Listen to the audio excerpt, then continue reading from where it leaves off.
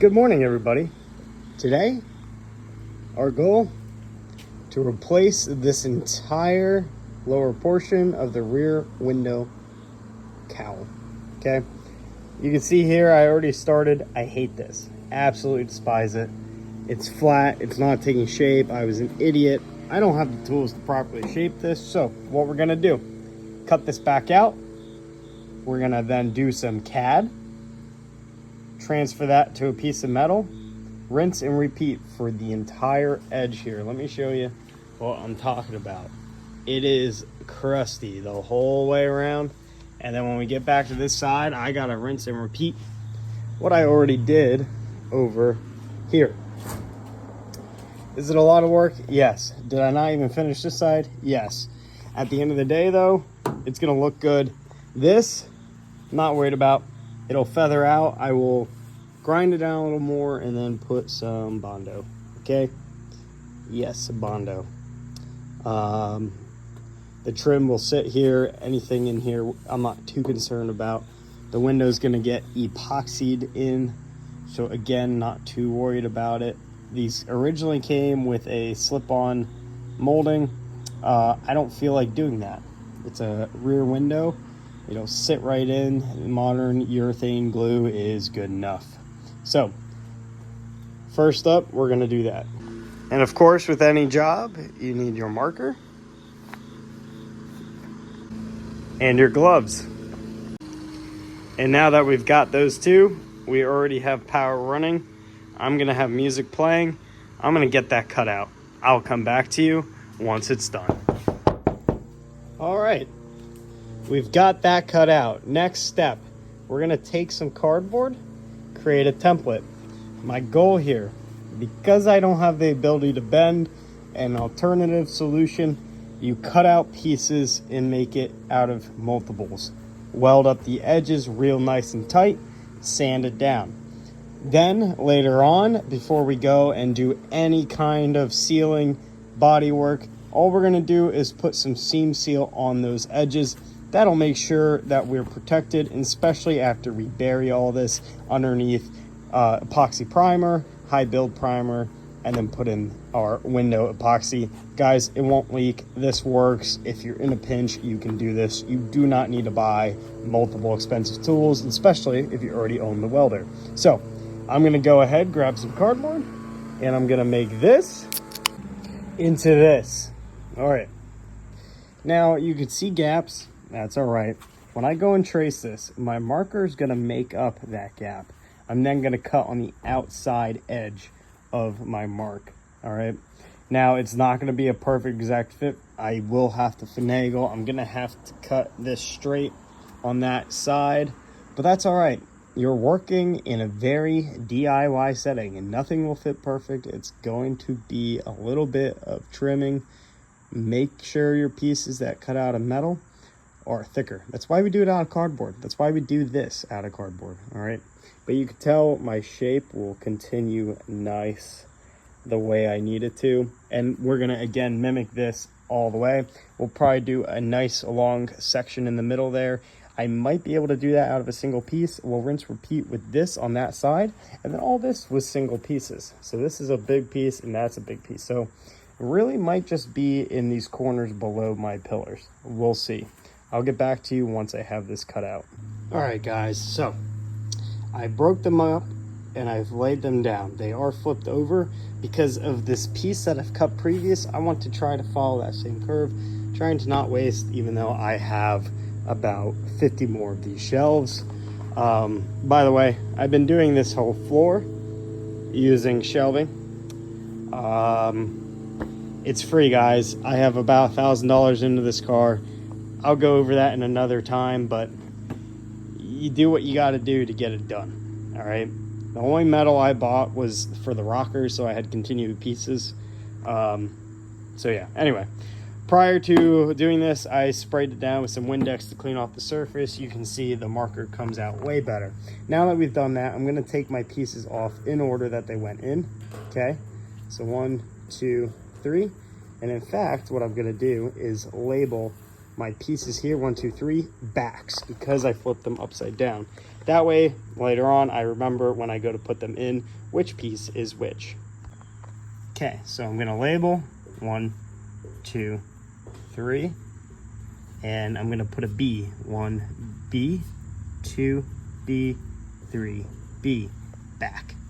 All right, I'm gonna cut this out and then I'll get back with you guys. All right, guys, so I've got my pieces cut out. Now, yes, I have not deburred them yet. It is okay. I will do that, I promise.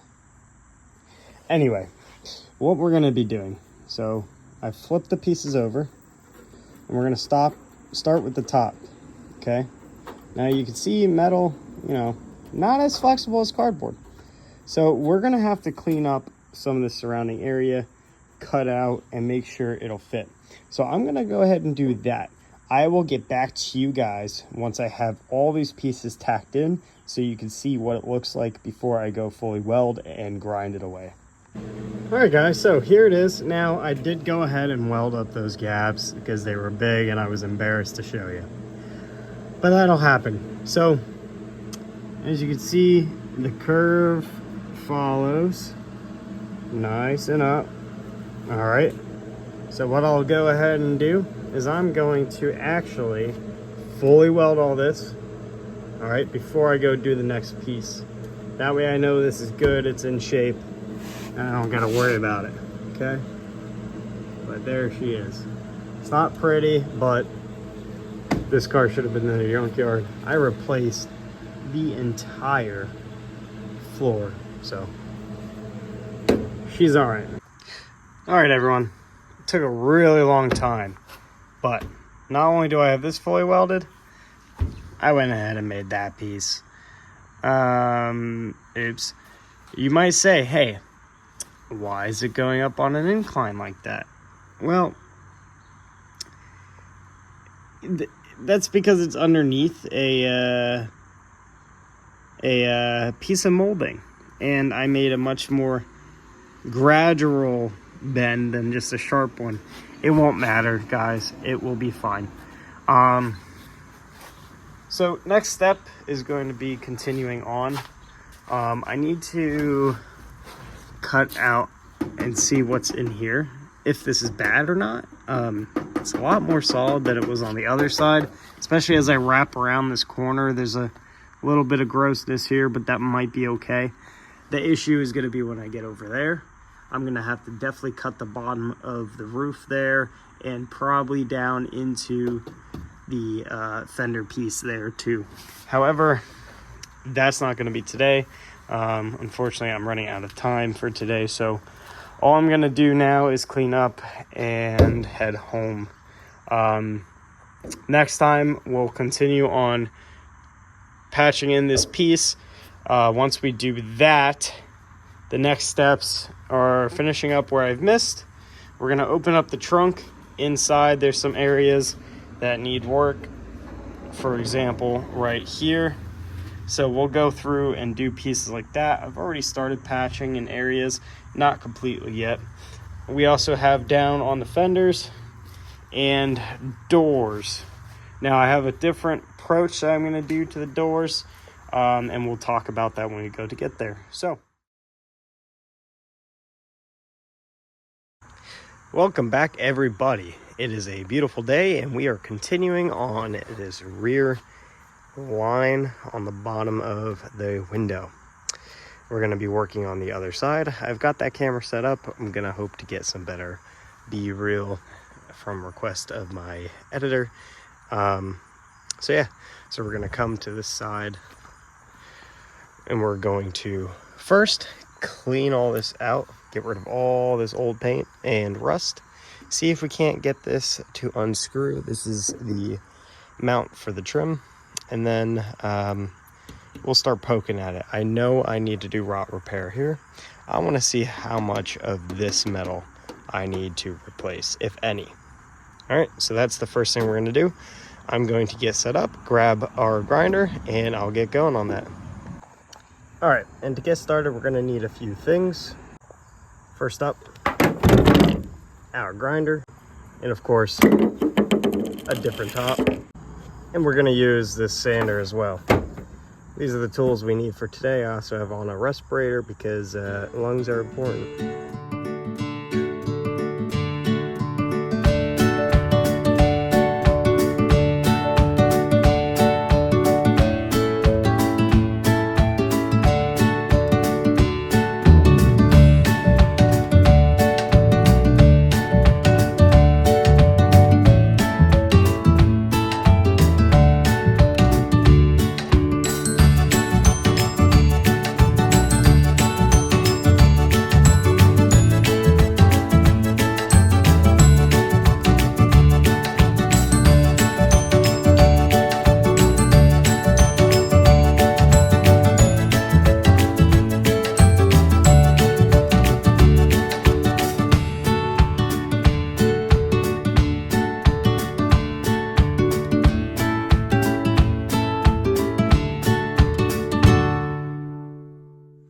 Alright guys, so don't know how much I actually caught of me cleaning because the SD card ran out of space.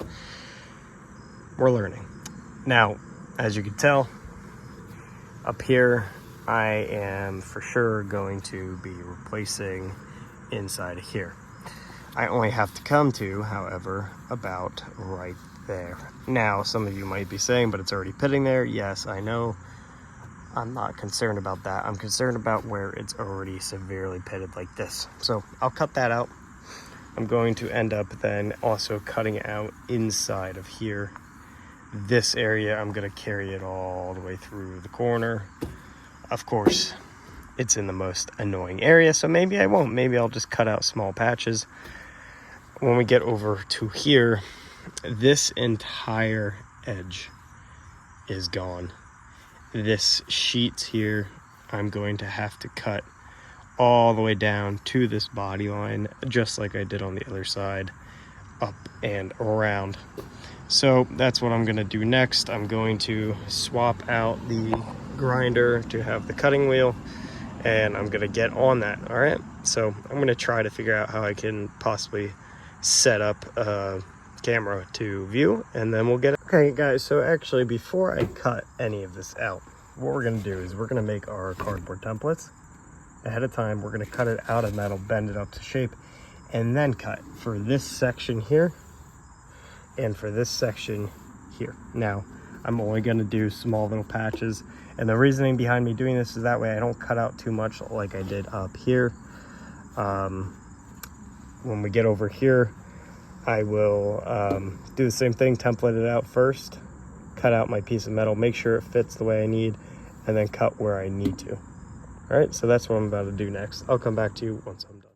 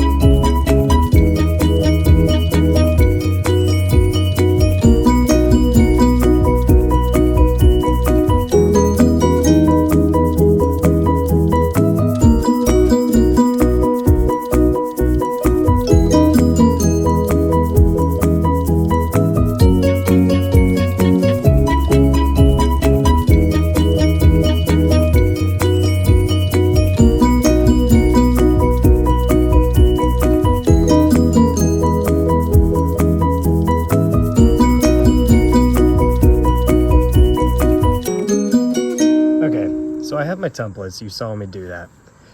I'm going to cut this one and then this one to fill in there. This one I am going to combine the two and add 0.25 to the edge there because I cut the cardboard a little short, and that should do for all of that. Once I'm done cutting those out, I'll come in, I will tack those in, and then we will tackle over here. So let's take this over to some sheet metal, lay it out, and then cut it out. All right guys, so we got those pieces cut out. All right, so what I'm gonna do is use my hammer, shape them now. I'll also use a HVAC pry tool. We'll get those shaped up. I'll mark it with the Sharpies and we'll cut out and then we'll tack them in.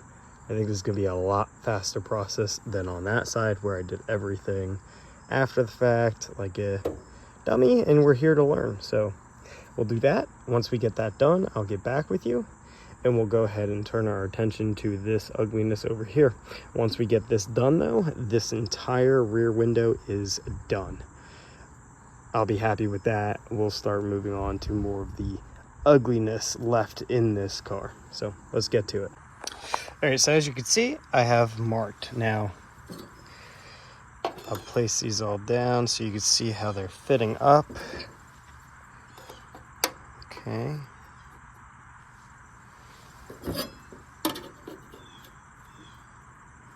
All right, so you see how it's lifted?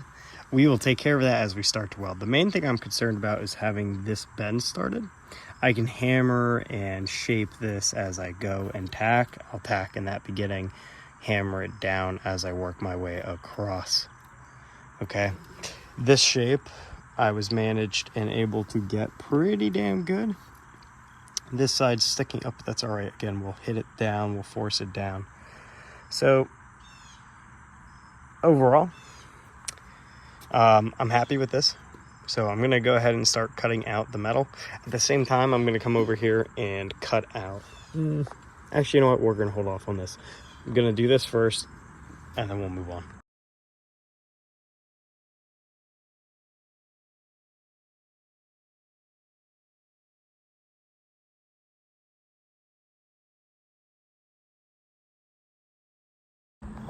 All right, guys, so I now have this marked out. And I went ahead and made a piece that's going to fit in there and replace. All right, so like that. I got all of this welded in. All right, so we're going to go ahead and cut out this metal now. We'll tack in that new piece, trim up where I need to, hammer down, whatever, and then we will go ahead and start to tackle this. And then hit everything with the grinder. All right, guys, so there we are. I got it all tacked in, and I need to make a piece to fill in and make my edge there. However, all of this looks good. Check that out. Any warpage that there might be, I will easily be able to take care of when it comes to the Bondo bodywork step, body filler for some of you. So yeah, pretty happy with that. I've already swapped over to my sanding belt. I'm gonna go ahead and knock down the welds, specifically here. Maybe not there because I gotta go all the way back still, but I'm really happy with how this piece just came out. I'm gonna go back to the other side, turn this off so you guys can hear me. So if you remember, this is what this side looked like. I cut it in here, and you can see if I open the door, you can see it's not as perfect, right? So this is going to take some filler when we go and put everything back together. However, that's what this is all about, guys. I expected that the first side I did would be less impressive than the last side I did. So I'm overall happy with how everything came out. I'm going to grind that down and then I will get back to you. All right, guys, so I got it roughly sanded down. It's not perfect. I can now feel where my lips are, kind of high lows. It's good enough though for when I go and do my body. I'll just throw a skim over that. Same with this. This is really good. I'm very happy with how this just turned out, guys.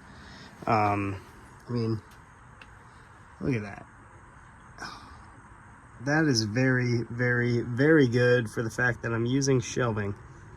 I'm not disappointed. So real quick, while we're here, we'll grab down this piece of trim that goes on here, so we get a sense for what this looks like. Okay, so there you are, right? So it comes through and down the back. Now there actually is a bit of a poke out that it does, so it comes down to about like that, and that's because there is a piece that goes in there. Now the question of that is, where did I put it? Couldn't tell you. But that piece is what would traditionally hold and cover up the rubber for the window.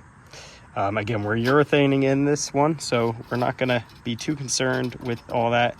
Ultimately, we are probably actually going to either 3D print some some new clips for this molding, or attempting to use some 3M tape. And the way I would do that is, on this back side, I will 3D print little sections that pop in there, and then I can just tape it on. But I mean, come on, it doesn't get much more perfect than that right there. God, I mean, it's gonna be a good car, guys. I'm so happy I have it, so happy I'm saving it. That's going to be it for today. I'm going to fill in this piece and that piece that's on the other side off camera. That way, the next time that we see each other, I'm going to be working on what's inside the trunk. And I'm going to hit the fenders where need be. So there's some areas in these lower sections, you can see the dent here, that need attention around there on the gas filler. So we're going to strip down most of these panels that have issues of that sort. Strip down the whole back here, take off this paint sample that I did, which this is the color I'm going to go with. We're actually going to test out what the off-white will look like on the roof in a short that I'll put out here soon. But we have rust here to work out, and then up here there was a ding that we'll have to work on. And this fender on the top side has some holes starting right here. Recommend anytime you're working on a vehicle that's this old, find the book. They have them, and it tells you quite literally how to do everything. Okay, this engine, when I went through it, this book, huge lifesaver. As I'm working on the wiring, huge lifesaver. I've redone the whole wiring on the whole front of this thing. So really important. I was trying to see, here's one of the spots I got to deal with. So odds and ends throughout the car. That'll be a video of its own. And then after that, once I put that video out, we will do one that focuses on building the doors. We got to do the inners and the outers. Now, the front doors are way longer than any piece of metal I have, so I actually have a solution for that. My red truck over there, I had to replace the bottom of the door. I had a spare. I matched it up. It will work. It's 40 bucks-ish. So I should be able to get another one for the other side and take care of these front doors using those, which will save me a lot of time in terms of shaping. So I'm excited for that. You should be excited too. If you want to be notified, hit the bell. Please like this video, and please subscribe to the channel. The goal right now is to get to 1,000. If we can get to 1,000 subscribers, I will do something crazy with this car. All right. Not sure yet what, but when it's running and on the road again, maybe I'll take it to a racetrack and do some laps. I don't know yet, but 1,000 subscribers is the goal. So please, again, like, subscribe, and turn on those notifications. Thank you.